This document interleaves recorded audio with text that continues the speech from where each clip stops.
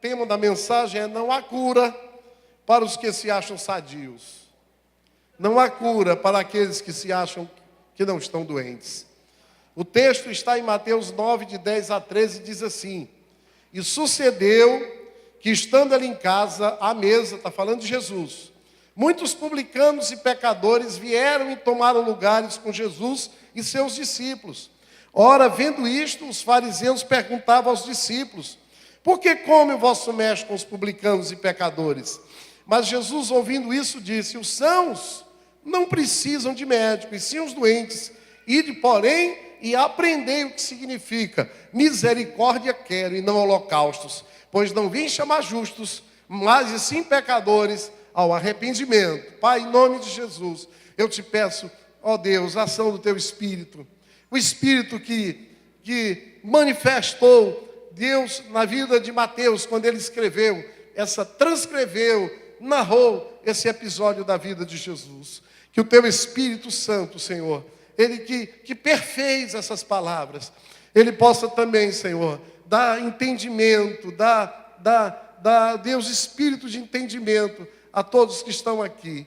A Deus, desde o menor, desde aquele que acha que nem consegue entender as Escrituras, aquele que acha que a tua palavra é tão difícil, mas, Senhor, que o teu Espírito Santo possa, a Deus, agora, falar, tocar, convencer, Deus, a cada um que está aqui, Deus, e o Senhor possa me ajudar nesse breve tempo que eu terei aqui, Senhor. Que o Senhor possa tomar, Deus, a minha boca, que o Senhor possa encher a minha boca, que o Senhor possa encher a minha vida mais e mais, para que eu possa transbordar, ó Deus, a tua palavra, Deus, para esse auditório nessa noite. Eu me encontro totalmente dependente do Senhor. Eu me encontro totalmente, Senhor, na dependência, na dispensação do teu favor aqui hoje à noite. Porque em nome de Jesus eu te oro e por fé eu te agradeço. Amém, amém e amém. Glória a Deus. Queridos, qual é a maior dificuldade do ser humano? O que é que o ser humano mais tem dificuldade? O que é que eu tenho mais dificuldade? Irmãos, a maior dificuldade de todo ser humano, inclusive da minha também, a minha maior dificuldade, é reconhecer os meus erros. A maior dificuldade de um ser humano, da humanidade, é reconhecer os seus erros. É reconhecer as suas próprias mazelas, as suas próprias enfermidades. E esse é o fator que impede, o maior fator que impede, para que esse ser humano, para que eu e vocês, possamos ser alcançados pela cura, pela libertação, pelo ajustamento da palavra. E porque sem esse reconhecimento, irmãos, sem nós reconhecermos que estamos errados, Deus, Ele não pode fazer nada por você e nem por mim. Se você não reconhecer perante Ele que você está errado, que tem áreas da sua vida enfermas, que precisam ser consertadas, curadas, Deus não vai poder fazer nada por você. E nesse episódio narrado aqui da vida de Jesus, e está narrado nos 3 evangelhos sinóticos, Mateus, Marcos e Lucas, evangelhos sinóticos, nós temos na Bíblia 4 evangelhos. Evangelho narra a história de Jesus, 4 evangelhos, 4 livros narram. 3 são semelhantes, daí o termo sinóticos.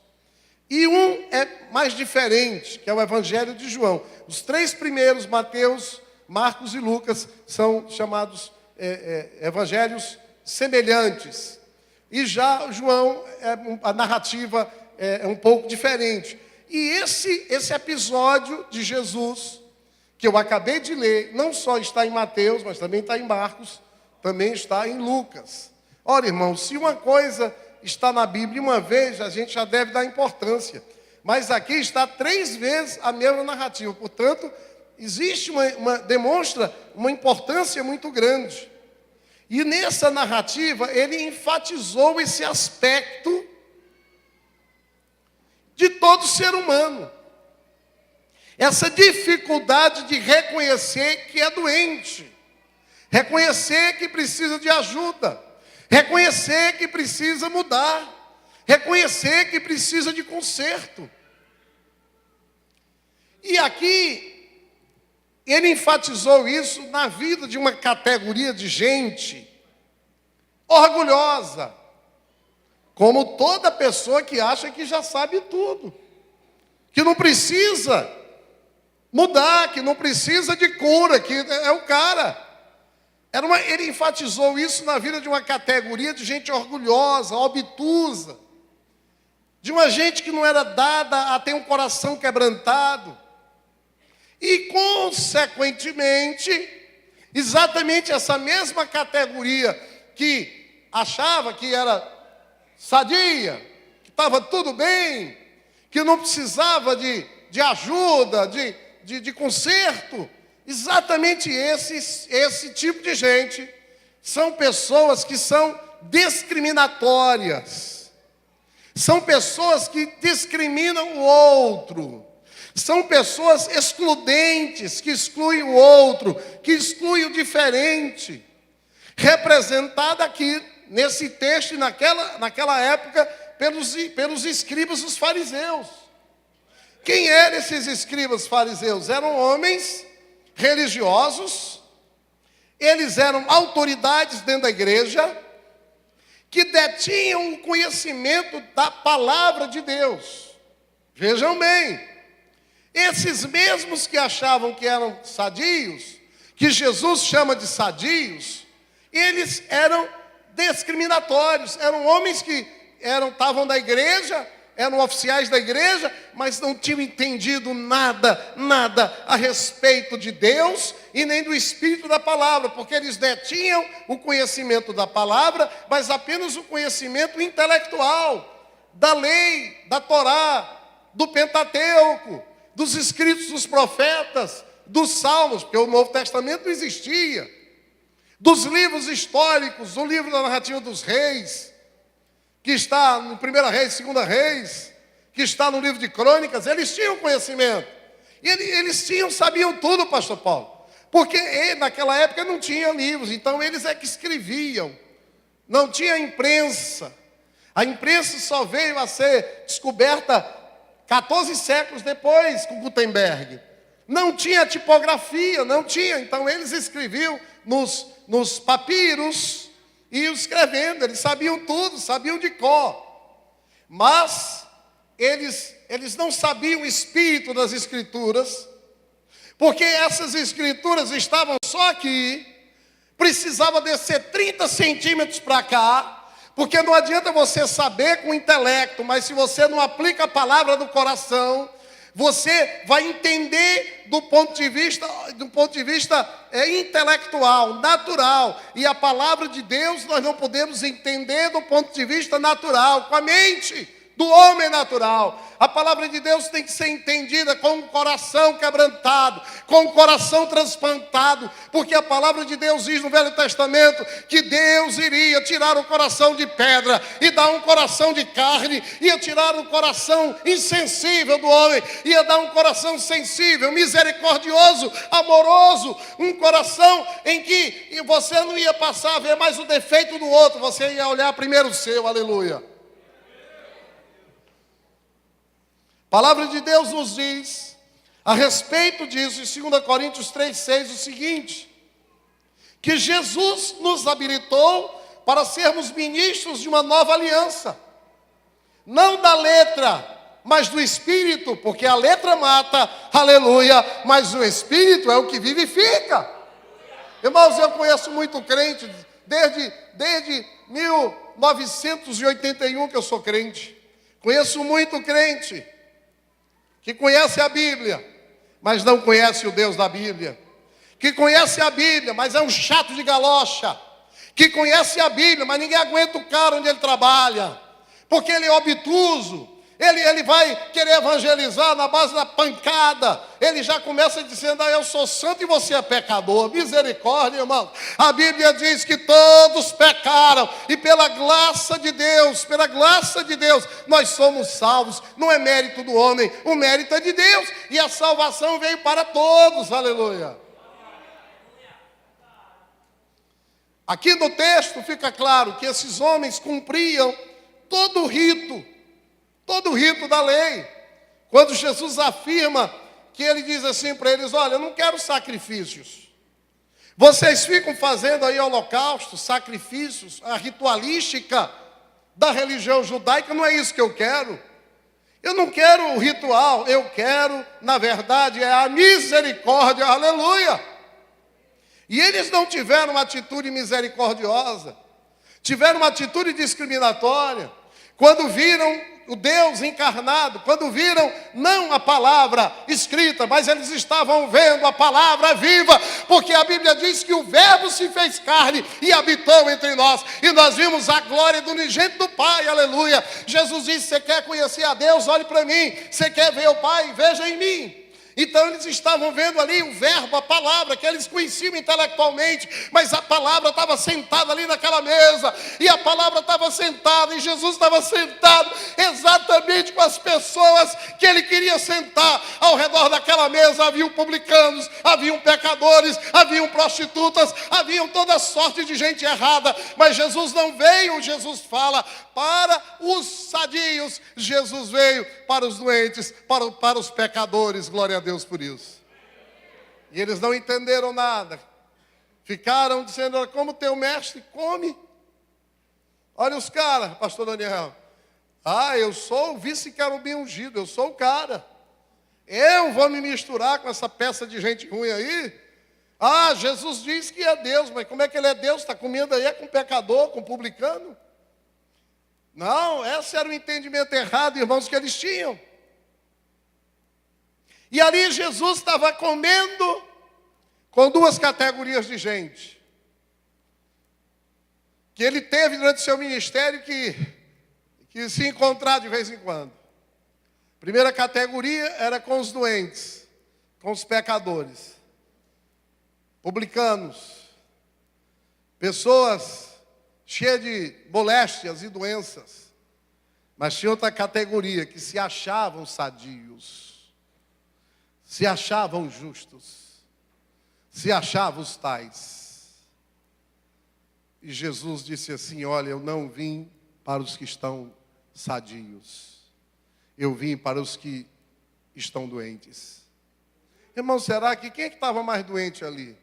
Sinceramente, os mais doentes eram aqueles que achavam que eram sadios.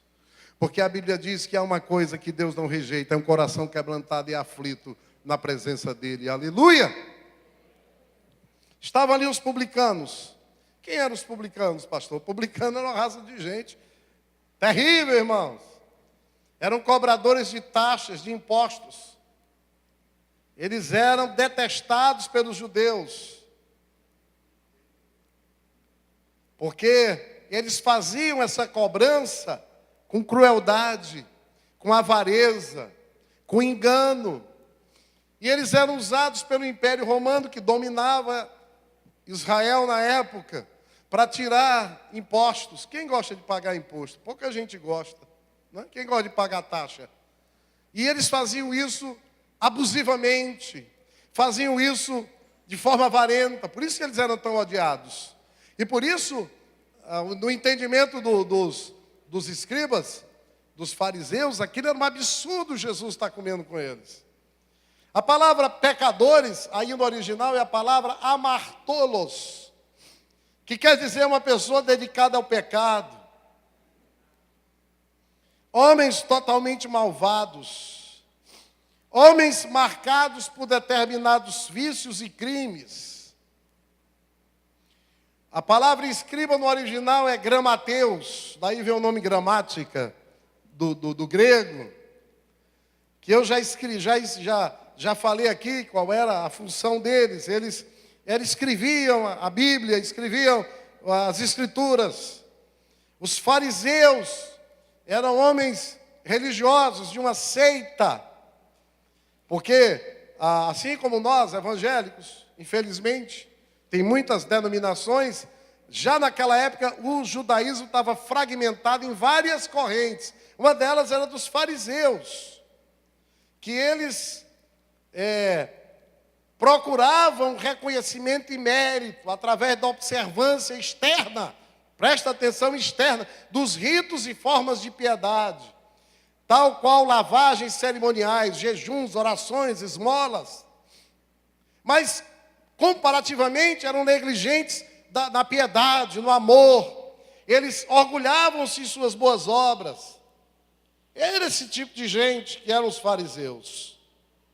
Dito isto, irmãos, no nosso preâmbulo, na nossa introdução, rapidamente, eu vou trazer aqui 4 razões para justificar aquilo que eu afirmei aqui no início, quando eu trouxe o tema dessa mensagem, que é: não há cura para aqueles que não se acham sadios. Não há cura para aqueles que se acham sadios. Não há cura para aqueles que se acham sadios. O cara está achando que está bom, o cara está morrendo, irmã Lourdes. Está com o pé na cova, está com a mão na vela e outro no sono esperando a morte chegar, mas ele está bem, está legal. Ele acha que ele não precisa de ajuda. Para esses irmãos, não vai ter cura. É óbvio, é lógico. Foi isso que Jesus disse. Jesus disse: olha, só tem cura para aqueles que acham que estão errados, para os pecadores, para aqueles sãos. Não tem cura. Por que não tem cura? Diga para o seu vizinho: porque não tem médico. Sem médico não tem cura. Você já viu alguém ser curado assim, do ponto de vista natural, sem o médico? Só que agora nós estamos falando do ponto de vista espiritual, existencial. Ali estava qualquer médico, não, Ivanildo. Ali estava um médico dos médicos, aleluia, que nunca perdeu um doente na vida dele. Por que não há cura para os que se acham sadios? Porque somente aqueles que se acham doentes, em primeiro lugar, porque somente aqueles que se acham doentes estão dispostos a assumir a condição humilhante do tratamento. Vou repetir: só há cura para aqueles que se acham doentes, e não há cura para aqueles que acham que estão sadios, porque somente aqueles que se acham doentes estão dispostos a pagar e assumir a condição humilhante do tratamento. Irmãos, não existe a possibilidade de sermos submetidos a um tratamento sem nós nos submetermos à condição humilhante que a doença nos impõe. Queridos, coisa para humilhar é a doença. Eu sou médico há 27 anos. Olha, não há nada mais humilhante do que a doença. O cara pode ser o bambambam, do bambambam aí fora. Quando adoece, ele vai para um leito, ele vai botar aquela roupinha ridícula, que todo doente hospitalizado, aquela batinha, no máximo ele vai ter uma cuequinha de baixo, e ele vai ficar deitado numa cama, e se for grave, dentro de um leito de uma UTI, e ali, meu irmão, vai levar sonda por tudo que é orifício. Começa daí. Vão pegar uma sonda e jogar lá no orifício aonde sai o xixi. O cara era um orgulhoso, mas agora, para ele poder se curar, ele vai ter que tolerar as exigências que são feitas para todo doente, e todo doente, para ser curado, ele vai ter que passar por um tratamento, e todo tratamento é humilhante. Irmãos, às vezes, hoje, por exemplo, eu estava saindo do hospital, de plantão, quando eu estava saindo, eu ia pedalar, aí chega um carro com um velhinho, rapaz, só arquejando. Chego lá e nós São Antônio Prudente está em reforma, ele não sabia onde era a emergência, e aí o que eu fiz foi o seguinte: eu ajudei o velhinho a chegar até a unidade, porque ele estava morrendo. E aí eu botei em cima da cadeira, ajudei a carregar, as pernas ficaram lá de fora, eu fui segurando, descendo a rampa, segurando as pernas do velhinho, entendeu? Aí eu cheguei na emergência, entrei pela traumatologia, cheguei na emergência, clínica, eu já sei onde é a sala de parada, joguei o velhinho na sala de parada, saí correndo, porque os clínicos dormem vizinho a gente, e fui chamar um chefe da equipe para cuidar do velhinho. Só saí de lá quando o colega chegou. Irmãos, o velhinho estava só de calção. Sei lá quem é aquele homem, vamos dizer que aquele homem ali fosse um bichão, sei lá. Já pensou um negócio desse? Quando é que o homem daquele ia pensar que ia chegar, pastor Paulo, numa condição daquela, com a vela na mão, morrendo no hospital? Irmãos, só tem cura para aqueles que estão dispostos a passarem pelo tratamento. E todo tratamento vai ter que ter um processo chamado humilhação. Todo ser humano doente em um hospital assume essa condição, porque a doença nos fragiliza. A doença nos põe na condição de grande labilidade, de uma imponente dependência. A doença quebra o jugo do orgulho. Grande exemplo disso na Bíblia, nós temos na vida de um homem chamado Naamã. Irmãos, Naamã era o cara. Na Síria, está lá em 2 Reis 5:18, eu não vou ler o texto. Mas na Síria, Naamã era um comandante do exército do rei da Síria. Era como se Naamã fosse o comandante do exército, de todo o exército americano de hoje. Se fosse a pessoa mais graduada do exército da marinha dos Estados Unidos hoje. Era Naamã na Síria. E a Bíblia diz que ele tinha lepra, ele estava doente de uma doença que na época não tinha cura. Só que ele teve a sorte de que eles conseguiram lá, tiveram uma guerra lá com Israel e levaram uma mocinha lá, judia, para morar na casa do rei. Aí ela disse, olha, tem um profeta lá em Israel que vai curar você. Procura ele lá. Aí quando ele chegou na presença do profeta, levou um bocado de coisa para o profeta. Porque tem gente que acha que pode comprar, sabia?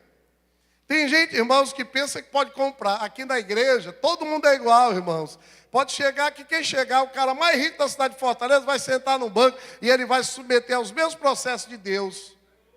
Porque as pessoas aqui são tratadas não pelo dinheiro que tem, mas pela necessidade que tem de serem curadas, lavadas, libertas, saradas e salvas pelo Evangelho de Jesus Cristo. E ele disse, eu vou comprar esse negócio, porque é acostumado a comprar todo mundo. Quando chegou lá, irmãos, sabe qual foi o tratamento que foi dado para ele? O profeta disse assim para ele, faz o seguinte, vai lá e toma 7 banhos no Rio Jordão. Ele disse, está de brincadeira comigo, estão com gozação, eu, Naamã, vou lá tomar banho nesse riozinho de nada. Ah, se esse negócio curasse, tenho 2 rios na minha terra lá, que são os rios caudalosos, eu tomava banho lá. Mas, irmãos, a maior doença daquele homem não era a lepra, não. A maior doença daquele homem era o orgulho. E às vezes Deus te põe numa condição para quebrar o teu orgulho, porque é melhor você entrar no céu sem uma perna, um braço, um rim, sei lá, um pedaço do intestino, sem uma perna, do que ir para o inferno inteiro. Às vezes Deus permite para que você possa cair do cavalo e entender que Deus é Deus. E que você é apenas um ser humano, carente e necessitado da graça e do favor do céu. E aí ele criou juízo e fez, e para a honra e glória de Jesus, ele foi curado, glória a Deus. Aquele homem se humilhou, desceu aquele riozinho Jordão, que tem só 10 metros de largura. Ele desceu ali 7 vezes, e Deus operou na vida dele. E ele saiu de lá glorificando a Deus, e disse que agora, lá na terra dele, ele ia continuar glorificando esse Deus, porque em Israel tinha um Deus poderoso que curava, aleluia. Mas é um Deus que cura do jeito dele. E para curar, você vai ter que se submeter aos processos de Deus. Glória a Deus. E eu quero dizer para você que eu estou falando aqui em cura espiritual hoje, não é nem física. Eu não sei quais são os processos que Deus utilizará para curar você. Eu não sei se você vai para um leito de morte. Eu não sei o que vai acontecer com você, mas hoje eu tenho aqui para lhe dizer e lhe dar um conselho. Aceite, se submeta. Porque qualquer processo que Deus imprimir na sua vida não vai ser para lhe matar, vai ser para lhe dar cura, vai ser para lhe dar vida, vai ser para você ser uma pessoa melhor e você vai viver eternamente na glória no céu, aleluia! Então se submeta, meu irmão. Às vezes Deus cura com anestesia, às vezes Ele cura sangue frio. Às vezes Ele dá anestesiazinha, mas às vezes vai ter que ser no cru, meu irmão. Vai doer. vai doer, mas Deus vai lhe quebrar, não é para lhe deixar quebrado não. O mundo lhe quebra para deixar no chão, o diabo lhe quebra para deixar arrasado, mas quando Deus lhe quebra para lhe consertar, porque Ele é o oleiro, Ele pega o vaso e quebra, e refaz tantas vezes que sejam necessárias. E se você tiver juízo, se submeta ao tratamento de Deus, aleluia. Mas eu sei de uma coisa, você vai se suportar. Porque em 2 Coríntios 4,17 diz assim: porque a nossa leve e momentânea tribulação produz para nós eterno peso de glória, acima de toda comparação, glória a Deus. Você está passando é uma leve e momentânea. Tratamento é leve e momentâneo. Mas a cura, quando chegar, vai produzir um peso de glória para a eternidade, aleluia. Em segundo lugar,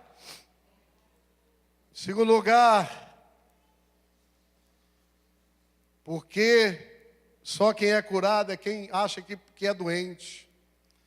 E se acha que é sadio, nunca será curado. Porque nós temos muita facilidade de enxergar as doenças dos outros. E uma incrível cegueira para ver as nossas próprias. Vou repetir. Normalmente nós temos dificuldade para enxergar nós mesmos, nossas doenças, os nossos erros, difícil. Mas a gente tem muita facilidade para apontar os defeitos dos outros. Esses fariseus, irmãos, quem são os cabos errados? Está tudo no inferno. Mas eles, orgulhosos, soberbos, ficavam olhando só para os pecados dos outros. Ah, Jesus está comendo só com um pecador aí. Eu, hein? Esse cara diz que é Deus.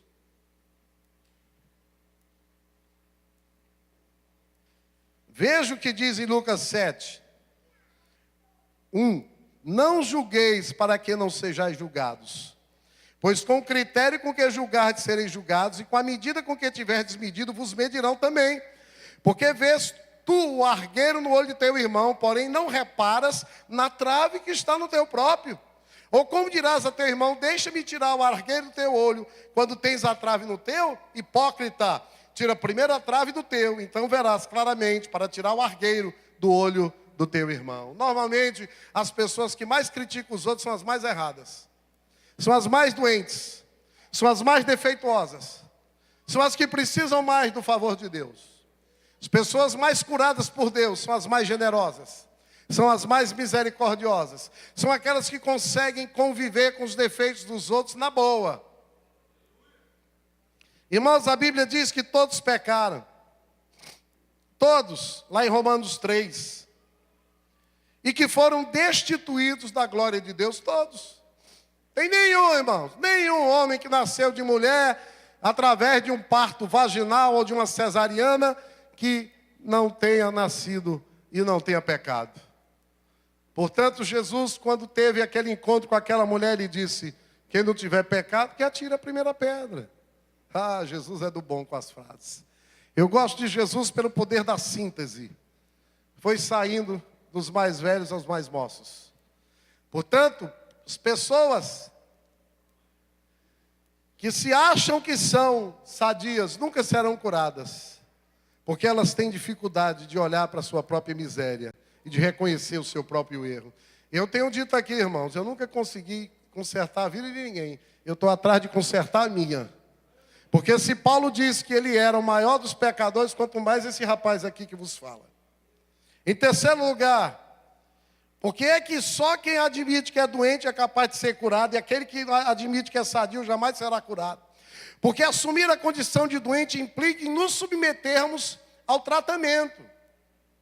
E esse tratamento é tratamento este que invariavelmente nos remete a abraçarmos uma mudança na nossa vida e no nosso comportamento. Porque para nós sermos curados, invariavelmente nós vamos ter que mudar. E eu vou dizer uma coisa para vocês. No texto que nós lemos, demonstra claramente na vida dos escribas e fariseus que é mais fácil a gente mudar por fora do que mudar por dentro. Porque o problema dos fariseus, dos escribas, não tinha a ver com aquilo que eles faziam, mas com aquilo que eles eram. Veja o que fala a respeito deles em Mateus 23. Ai de vós, escribas e fariseus hipócritas, porque dais o dízimo da hortelã, do endro e do cominho, e tendo negligenciado os preceitos mais importantes da lei, a justiça, a misericórdia e a fé. Devias, porém, fazer essas coisas se omitir aquelas. Guias cegos, que coais o mosquito e engolis o camelo. Ai de vós, escribas e fariseus hipócritas, porque limpais o exterior do copo e do prato, mas esses por dentro estão cheios de rapina e intemperança. Fariseu cego, limpa primeiro o interior do copo, para que também o seu exterior fique limpo. Ai de vós, escribas e fariseus hipócritas, porque sois semelhantes aos sepulcros caiados, que por fora se mostram belos, mas interiormente estão cheios de ossos de mortos e de toda a imundície. Assim também vós exteriormente pareceis justos aos homens, mas por dentro estáis cheios de hipocrisia e de iniquidade. Por que, irmãos, que quem não admite que é doente jamais vai ser curado? Porque o tratamento, a cura, envolve uma mudança de vida, uma mudança interior. Pessoas que são obesas estão fazendo a cirurgia do estômago. Mas o problema dessas pessoas não é no estômago, é na cabeça. Tem cabeça de gordo. Irmãos, eu estou lutando com a minha cabeça de gordo, porque eu tenho a cabeça de gordo. Eu estou pedindo, sai cabeça de gordo. Eu tenho que ter a cabeça do magro para comer pouco. Normalmente, eu opero o estômago e volto a engordar. Por quê? Porque não adianta mudar por fora, tem que mudar por dentro. E mudar é difícil. Por que é tão difícil mudar? Porque mudar não é algo da natureza humana. Mudar não é algo que o homem natural é capaz de fazer. Desde Adão até nós. O homem sem Deus, o homem natural, ele é avesso às mudanças. Ele é inimigo de mudanças. Em 1 Coríntios 2,14 diz, ora, o homem natural não aceita as coisas do Espírito, porque eles são loucura e não pode entendê-las, porque elas se discernem espiritualmente. Glória a Deus. Queridos, porém, nós não podemos crescer. Porém, nós não podemos ser curados. Porém, não podemos ser salvos. Porém, não podemos ser libertos se nós não mudarmos. Jamais nós vamos prosperar na vida, no dia de hoje, vivendo com o comportamento do dia de ontem. Quantos estão entendendo? Querido, para você poder vencer hoje, você vai ter que se renovar.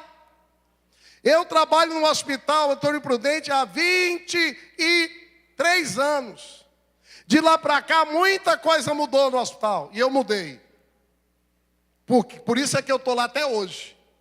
Sabe por que muita gente vive de emprego em emprego e não para em canto nenhum? Porque não tem a capacidade de mudar, quer as coisas do seu jeito. E eu não conheço um dono de uma empresa que queira um funcionário, um colaborador, que esteja ali para fazer a vontade do próprio colaborador. A única coisa que eu nunca fiz lá na Antônio Prudente foi a coisa errada, que vai de encontro à palavra. Eu tenho uma chefe, eu tenho liderança, pastor Daniel. E essa moça, eu já fui líder dela, ela tem idade de ser no mínimo minha irmã, minha sobrinha. Mas eu me submeto a ela. Porque a Bíblia diz que nós temos que nos submeter às autoridades constituídas. Olha, manda quem pode, obedece quem tem juízo. Se eu não me submeter, minha esposa sabe de como eu tenho mudado ali. Como eu tenho mudado. Porque lá eu não faço exatamente o que eu quero. Lá eu faço a política da empresa que eu trabalho. Porque se eu não fizer, vão me limar. E tem uma fila de gente querendo o meu emprego lá. Que eu sustento a minha família, a minha casa e meus filhos. E eu não tenho uma atitude irresponsável de querer imprimir naquele hospital exatamente as coisas do jeito que eu quero. Porque se você não mudar, meu irmão, você vai ficar para trás. Porque se você não mudar, vão tomar o seu lugar. Virá outro mais sabido, mais inteligente e tomará. Porque nós não podemos prosperar nessa vida presente com a mesma mentalidade de sempre. Com a mesma mentalidade do passado. Porque eu concordo com o maluco beleza, que dizia que nós somos uma metamorfose ambulante. Isso é bíblico. A Bíblia diz assim, Romanos, mude a sua mente, transforme o seu entendimento, mude o seu culto. Esse é o seu culto racional, mudar de mente. A metanoia, a palavra que está lá. para que você experimente a boa, a agradável e a perfeita vontade de Deus para a sua vida. Porque senão você vai experimentar nem a boa, nem a perfeita e nem a agradável vontade de Deus. Você vai experimentar pancada na muleira, até o dia que você caia na real, que você precisa mudar. Queridos, aprender é mudar.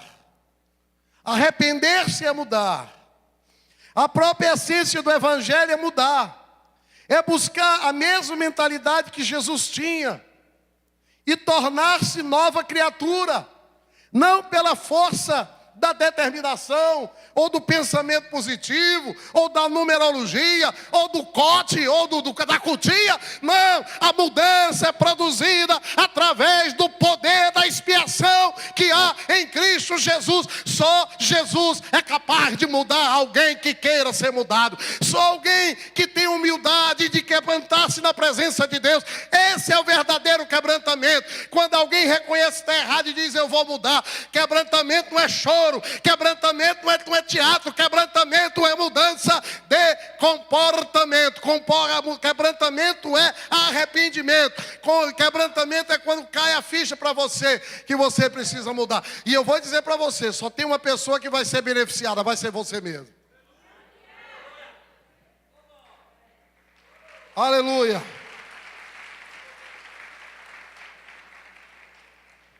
Em quarto lugar, só quem é curado é quem tem consciência que é doente. Porque aquele que não tem jamais será curado. Porque aqueles que se acham sadios não entendem a respeito da graça de Deus e da sua infinita misericórdia. Pois só se relacionam na base do mérito, da troca e não do amor infinito de um Deus que acredita naqueles que muitas vezes nem a si mesmo acreditam. As pessoas que se acham sadias são obtusas, são fechadas, são herméticas, são radicais. Pessoas que se acham sadios não são dados, não conhecem o que é a graça de Deus. Não conseguem imaginar. Por isso que aqueles caras estavam em crise ali, porque eles eram religiosos e se achavam. E a crise deles era como é que Jesus, que dizia que era Deus, comia com gente ruim. Ah, irmãos, porque eles não sabiam nem quem era Deus.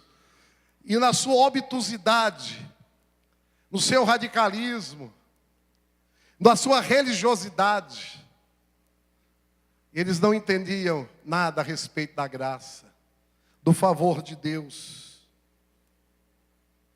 Por isso é que Jesus advertiu aqueles caras e disseram assim: olha, Jesus falou, olha, o médico vem para os doentes. Por isso que eu estou aqui com esses doentes aqui. O médico vem para aqueles que estão precisando ser curados. Por que eu estou sentado perto deles? Porque se eu não sentar perto deles, eu jamais vou poder curá-los. Eles jamais poderão ser curados. Mateus 23, eu já li 23, que fala a respeito deles.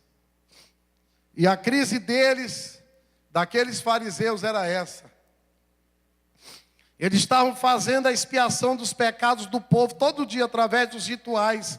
E eles não entendiam que tudo aquilo era uma sombra, era uma alegoria, era uma teatralogia da realidade nos céus, acerca de como Deus trataria com o pecado do homem quando esse homem se arrepende. E eles não tinham entendido que Jesus era essa realidade encarnada. Irmãos, a realidade de como Deus olha para alguém, para um pecador, para um doente, para um carente. Jesus era essa realidade celestial que se materializou na terra. Essa realidade que é a expiação dos pecados agora não seria mais mediante ao sangue de bois, sangue de ovelhas, sangue de cabritos, sangue de pombas, de rolinhas, de touros. Não, seria agora através do sangue do Deus vivo encarnado, do Filho do homem, mas também do Filho do carpinteiro. O seu sangue que foi derramado na cruz, ele estava ali, era o Cordeiro de Deus que tira o pecado do mundo, estava sentado naquela mesa, e eles não estavam entendendo nada. E essa era a mesma crise do filho que ficou em casa da parábola do filho pródigo, quando ele viu a maneira que o pai recepcionou o filho que voltou, e ele não entendeu. Ele tinha o mesmo espírito dos fariseus. Rapidamente, porque eu sei que o tempo já foi embora. Mas eu tenho que entregar todo o recado que Deus me deu de ontem para hoje. Foi de ontem para hoje que Deus deu essa palavra. Terminei agora de tarde, quando cheguei de um pedal que eu fiz. Por que nós precisamos de cura? Em primeiro lugar, queridos, pelo motivo mais altruísta que existe. Viu, pastor Edinho? Pelo mais motivo altruísta que pode existir. Porque muitas pessoas, a cura de algumas pessoas depende da minha cura. Diga para o seu vizinho, meu irmão, pode ser que a cura da sua casa dependa da sua cura. Diga para ele, pode ser que a doença da sua casa seja a sua enfermidade. Por isso que eu preciso ser curado, irmãos. Porque quando eu sou curado, eu sou agente para curar outros. Porque às vezes pode ser que o problema da minha casa não seja o meu pai, não seja o meu irmão, não seja a minha esposa, seja eu. Por isso que eu tenho que ser curado. Olha o que diz Mateus 23, 13 e 15 a respeito desses doentes aqui.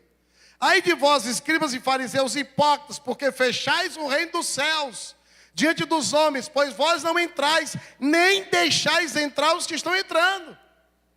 Ai de vós, escribas e fariseus, porque rodeais o mar e a terra para fazer um prosélito, e uma vez feito, tornais filho do inferno, 2 vezes mais do que vós. O que Jesus está dizendo é o seguinte, olha rapaz, vocês estão doentes e estão adoecendo outros. Além de vocês não entrarem, vocês não estão permitindo que outros entrem no reino dos céus. Em segundo lugar, nós precisamos dessa cura. Porque quando não queremos ser curados, nós estamos rejeitando o favor de Deus sobre nós. Esse é o maior pecado de um homem, rejeitar o favor de Deus sobre a sua vida. Um pecado maior não é adulterar, roubar, matar, nada disso. O maior pecado é quando a gente rejeita o que Deus já fez por você na cruz. Porque na cruz, Deus já providenciou a sua cura. E você se acha sadio e não permite que Deus possa lhe curar. 1 de Timóteo, eu vou deixar a Bíblia falar. 1 de Timóteo 1,15 diz, fiel e a palavra diz de toda aceitação que Cristo Jesus veio ao mundo para salvar os pecadores, dos quais eu sou o principal. Paulo fala. Atos 4,12 diz, e não há salvação em nenhum outro, porque debaixo do céu não existe nenhum outro nome dado entre os homens, pelo qual importa que sejamos salvos. Terceiro lugar, precisamos dessa cura, porque a sua doença será irremediavelmente mortal, se não for tratada. Diga para o seu vizinho, meu irmão, se a sua doença não for tratada, você vai morrer. É isso aí. A Bíblia nos afirma em Romanos 6, 23, diz assim, porque o salário do pecado é a morte. O salário do pecado é a morte. Mas o dom gratuito de Deus é a vida eterna em Cristo Jesus, nosso Senhor. Glória a Deus, né, pastor Angélico? João 10,10 diz assim, o ladrão vem somente para roubar, para matar e para destruir.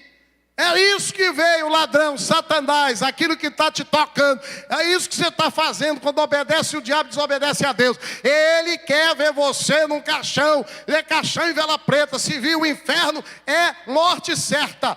Porém, todavia, contudo, Jesus diz, eu vim para que tenham vida e a tenha em abundância, em abundância. Deus tem vida, o diabo tem morte, Deus quer lhe dar vida, Satanás quer tirar a sua vida.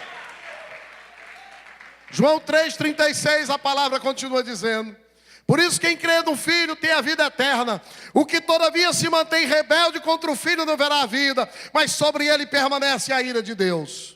Romanos 1,16 diz, pois não me envergonhe do Evangelho, porque é o poder de Deus para salvação, para cura, para libertação, para mudança, para conserto de todo aquele que crê, primeiro do judeu e também do grego. João 11:25 continua dizendo: disse-lhe Jesus: eu sou a ressurreição e a vida. Quem crê em mim, ainda que morra, ainda que esteja morto, esse viverá. Se você entrou aqui nessa condição e você está morto, eu quero dizer que Jesus pode lhe ressuscitar. É agora, nessa noite, aleluia. Ele pode lhe dar uma vida, Ele pode lhe tirar do caixão, Ele pode lhe levantar, não importa quantos anos, porque Ele tem poder para levantar um defunto, Ele tem poder para consertar, Ele tem poder para lhe mudar, Ele tem poder para lhe abençoar. Mas você vai precisar querer, você vai ter que reconhecer, você vai ter que passar pelo tratamento dEle, pela humilhação, aleluia. Glória a Deus. Em quarto lugar, você precisa dessa cura, porque Ele já veio e está disponível essa noite para lhe curar. Mas essa disponibilidade, ela tem um tempo pré-determinado para expirar, para terminar. Você precisa ser curado porque Jesus já veio, Ele pode. Mas pode sim, mas tem um tempo determinado para terminar essa possibilidade. E eu quero dizer quando é esse tempo é hoje. O tempo para você acaba hoje. Eu quero dizer para você que está lá atrás, acaba hoje. Eu quero dizer para você que está aqui na frente, acaba hoje. Eu quero dizer para quem está no meio, acaba hoje. Eu quero dizer para quem está à minha direita, esse tempo acaba hoje. E hoje você vai ter que fazer uma decisão.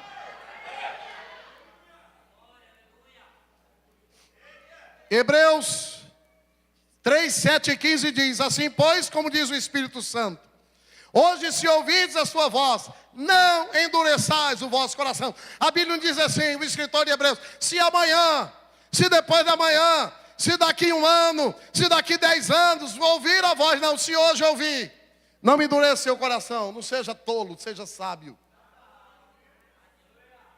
Enquanto se diz: hoje, se ouvides a sua voz, não endureçais o vosso coração, como foi no dia da provocação. Dia da provocação foi quando provocaram a Deus lá no deserto. Passaram 40 anos e não entraram na promessa de Deus. Porque tem gente que fica brincando com Deus. Eu passei 7 anos brincando com Deus. Deus teve misericórdia, me deu livramento e oportunidade. 7 anos depois eu voltei de lá para cá, estou firme nas mãos do Senhor. 1 Tessalonicenses 5,9 diz: porque Deus não nos destinou para a ira. Ele não quer o seu mal, mas para alcançar a salvação mediante nosso Senhor Jesus Cristo.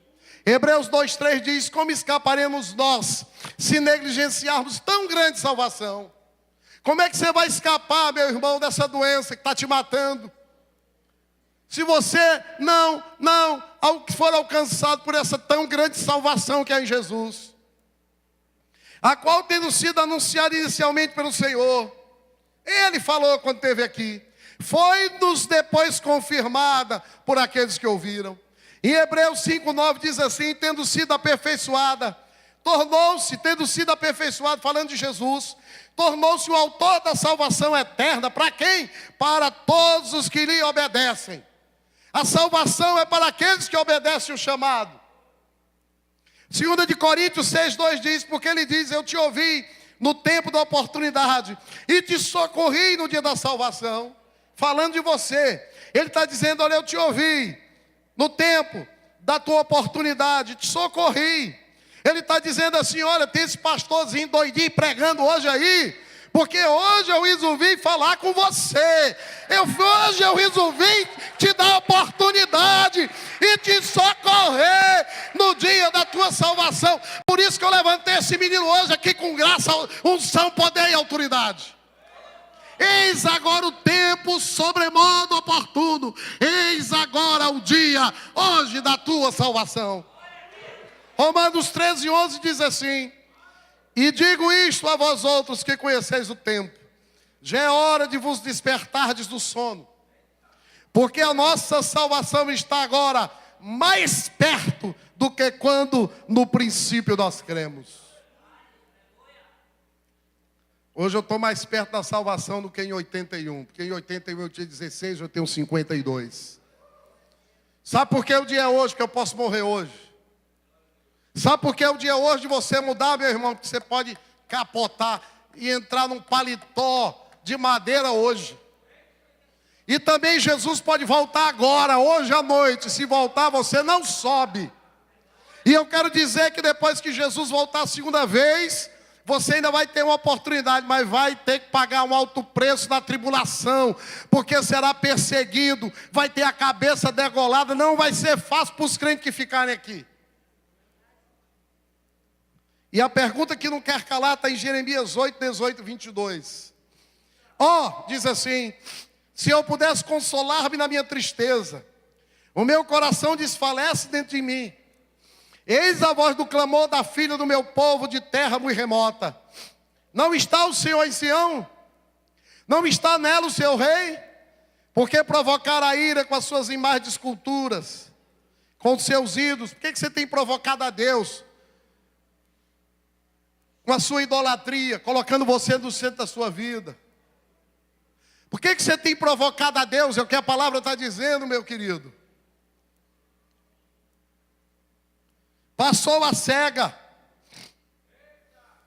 Passou 16. Passou 1915, 2015. Já está passando 17, é o que diz aqui. Findou o verão. E você ainda não está salvo. Ele diz assim, o profeta: estou quebrantado pela sua ferida. Eu estou de luto. O espanto se apoderou de mim. Acaso não há bálsamo em Gileade? Ou não há médico aqui hoje à noite? Porque, pois, não se realizou a cura da filha do meu povo? A palavra está falando para você. Por que você continua com essa vida que você está vivendo? Acaso não há poder nessa noite para lhe curar? Acaso não há remédio aqui para lhe curar? E eu digo que há o poder de Deus, a presença do Espírito aqui hoje à noite. A palavra foi pregada, foi manifestada, Jesus foi adorado, Ele está aqui. E por que você não quer ser curado?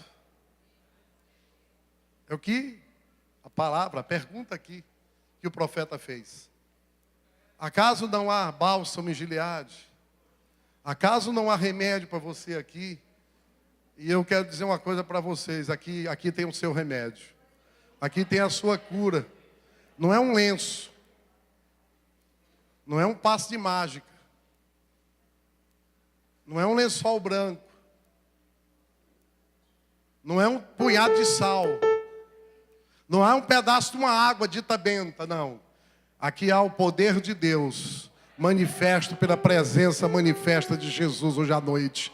Ele é quem vai lhe curar. Ele é o bálsamo de Gileade, Ele é o bálsamo do Eusébio, Ele é o bálsamo da sua casa, Ele é o remédio da sua vida, Ele é a solução do seu problema, Ele é a resposta da sua necessidade, Ele é o poder para você mudar, Ele é o poder para lhe transformar, Ele é o poder para fazer de você a criatura mais linda, mais maravilhosa, mais feliz de toda a face da terra.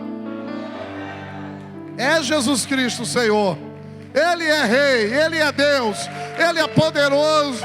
A mensagem é cristocêntrica. Ela começa em Jesus, continua em Jesus e termina em Jesus. Ele é esse bálsamo que está aqui hoje à noite.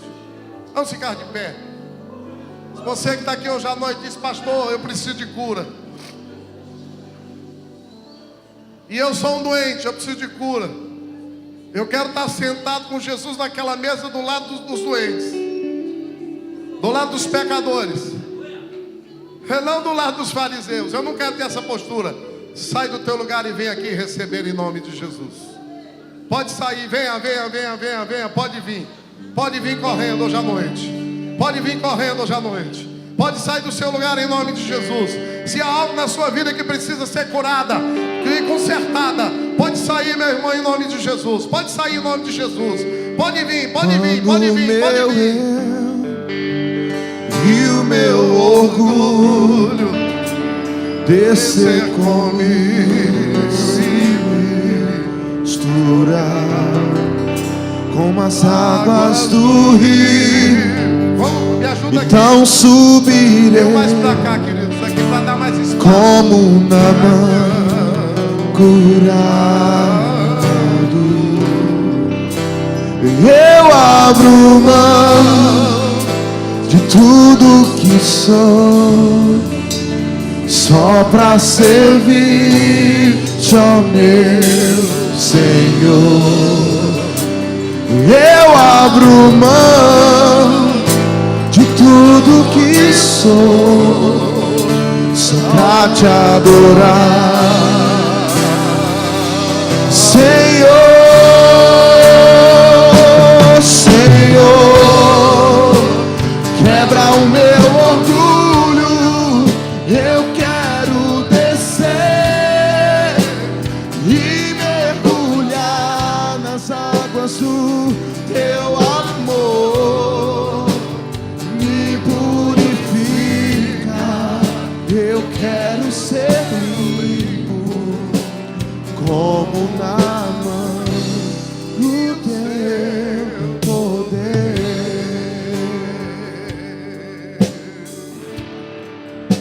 E quando meu eu e meu orgulho descer comigo e se misturar com as águas do rio, então subirei como Naamã curado.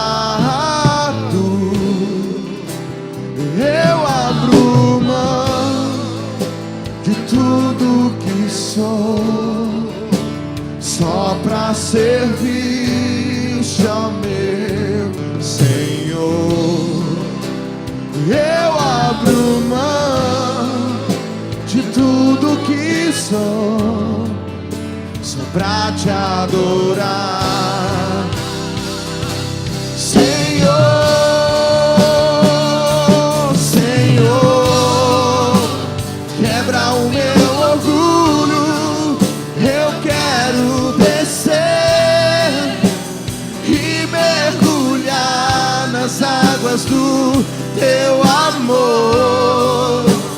Me purifica, eu quero ser limpo como Naamã no teu poder. Senhor, quebra o meu orgulho, eu quero descer e mergulhar nas águas do teu amor. Me purifica, eu quero ser limpo como Naamã no teu poder. Pai querido, eu quero te louvar pela tua palavra pregada, entendida, compreendida. Só a tua palavra, só Jesus é capaz de curar. Mas eu, como filho teu, como teu filho, Senhor, eu também preciso. O Senhor sabe, eu também preciso ser curado. O Senhor sabe que eu preciso ser curado, Senhor. Então, Senhor, começa por mim essa cura em nome de Jesus. Eu preciso mudar, Senhor, eu preciso mudar, o Senhor sabe. Mas em nome de Jesus, assim como a espada cortou aqui, cortou aí também. Em nome de Jesus eu declaro, Senhor, a cura na vida dos teus filhos. Em nome de Jesus eu declaro a cura na vida das tuas filhas. Em nome de Jesus eu declaro a mudança na vida dos teus filhos e das tuas filhas. Em nome de Jesus. Pelo poder do teu Espírito, em nome de Jesus. Pelo poder da tua palavra, em nome de Jesus. Pelo poder que há do Senhor Deus, em nome de Jesus. Em nome de Jesus. Irmãos, recebam a cura em nome de Jesus. Amém? Sejam curados, sejam livres, sejam curados, sejam livres. Em nome de Jesus, sejam livres. Em nome de Jesus. Queridos, nós vamos agora ainda ter a Santa Ceia.